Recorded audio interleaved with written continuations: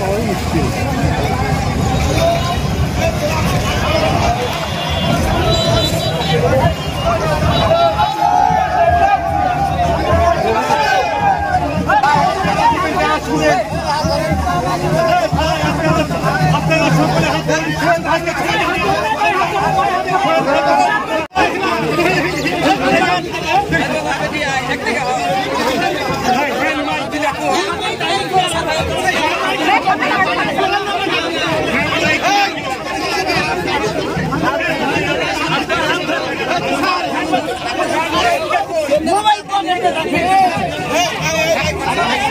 গোলাগারের মানুষ ভালোর পক্ষে, কথা ঠিক না ঠিক? আমরা অন্যায় অভিযান দুঃশাসনের বিরুদ্ধে আমি বিশ্বাস করি সোহেলের নেতৃত্বে গোলাগারী সকল ভালো মানুষ ঐক্যবদ্ধ হবে।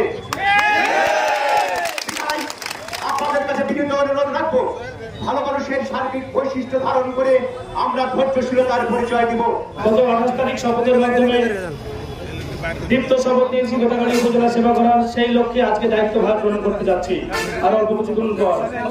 আমি একটি কথাই বলবো, আপনারা অনেক কষ্ট করে ভোট করেছেন, অনেক লাঞ্ছনা মঞ্চনা সহ্য করে নিজের স্বাধীন মত প্রকাশ করেছেন এবং নিজেদের যে ইচ্ছার ভালোবাসার ব্যক্তিকে ভোট দিতে পারেন। মাননীয় প্রধানমন্ত্রীর অধীনেই সুষ্ঠু সুন্দর নির্বাচন হওয়া সম্ভব তা দেখিয়ে দিয়েছেন আপনারা গোদাগাড়িবাসী এবং প্রশাসন।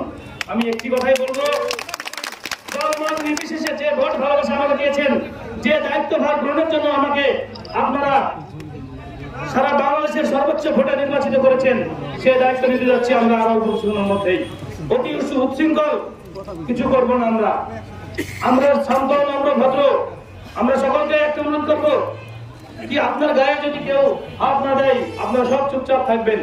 কেউ পায়ে পা দিয়ে ঝামেলা করার চেষ্টা করবে, আমরা সকলকে সতর্ক থাকতে হবে। আমাদের আইন শৃঙ্খলা বাহিনী আছে, তাছাড়া প্রতিটা মানুষের নিজস্ব স্বাধীনতা এবং নিজস্ব চলার পথ এবং গতি আছে। আপনারা সকলে সেভাবে থাকবেন, সেভাবে চলবেন। দয়া করে কেউ ঝামেলা করবেন না। যদি আমাকে ভালোবেসে থাকেন, কেউ খেতে পান আর না পান, তারপরে আমার সাথে থাকবেন, আমি অবশ্যই আপনাদের পাশে থাকবো। আর আজকে কাঙ্ক্ষিত অর্জনের সেই দিন 30শে মে, আজকের দিনটি সকলের জন্য, আপনার আমার জন্য চিরস্মরণীয় হয়ে থাকবে। আগামী 5 বছর পর 29শে মে আমার দায়িত্ব গ্রহণ শেষ হবে। যদি আমি বেঁচে থাকি, ইনশাআল্লাহ যতকাল বেঁচে থাকবো সততা এবং নিষ্ঠার সাথে দায়িত্ব পালন করবো ইনশাআল্লাহ। আমার দপ্তরের কোনো সিন্ডিকেট থাকবে না, কোনো দালাল থাকবে না, কোনো যারা পয়সা নিয়ে মানুষের কাছে কাজ করছে সেসব আমার দপ্তরে থাকবে না, আমি এটা বলে দিচ্ছি। যারা রাজনীতি করে, যারা সেবা করতে চায়, যদি কোনো গরিব মানুষের কাছ থেকে পয়সা নিয়ে তারা সেবার বিনিময়ে তাদের সেবা দেয়, আমি আমার নেতা কর্মীকে আমার কাছ থেকে এবং আমার দল থেকে অবশ্যই তাকে দূরে রাখবো, এটাই বলে।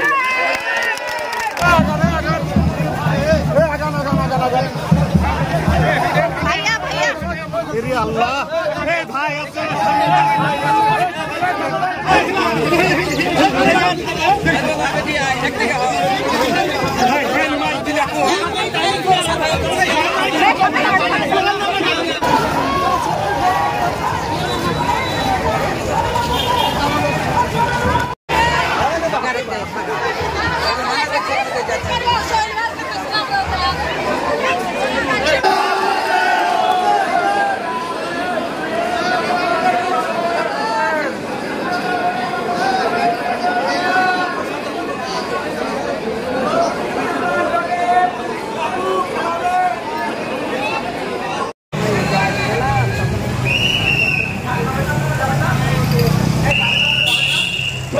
নির্বাচিত হয়ে আজকে গোদাগাড়ি উপজেলা পরিষদের চেয়ারম্যান হিসেবে যোগদান করতে এসেছি।